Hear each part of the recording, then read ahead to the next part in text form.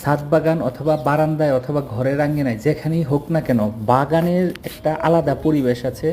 আমার বাচ্চারা সবসময় বাগানটা খুব এনজয় করে। তারা, আমি ব্যস্ত থাকলে মাঝে মাঝে তারা পানি দিয়ে দেয় এবং ছোটোখাটো কাজগুলি সাধারণত তারা করে। প্রচুর লেবু আসছে আলহামদুলিল্লাহ। এবার রোজার মধ্যেও প্রচুর লেবু খেয়েছি, যেখানে লেবুর 60, 70, 100 টাকা হালি ছিল।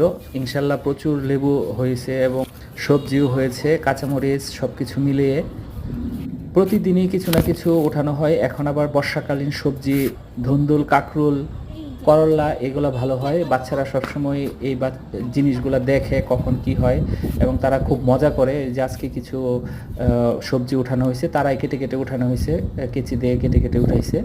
যাদের ছাদে লাগানো সম্ভব হয় না তারা কিন্তু ঘরের আঙ্গিনায় বা বারান্দাও কিন্তু টুকটাক করে চাষ করা যায়। বারান্দায় কিভাবে চাষ করা যায় এই চ্যানেলে কিন্তু প্রচুর ভিডিও রয়েছে। বাগানে বারান্দায় ভরপুর সবজি চাষও করা যায় 12 মাসে, তারও ভিডিও কিন্তু রয়েছে, আশা করি আপনারা দেখে নেবেন।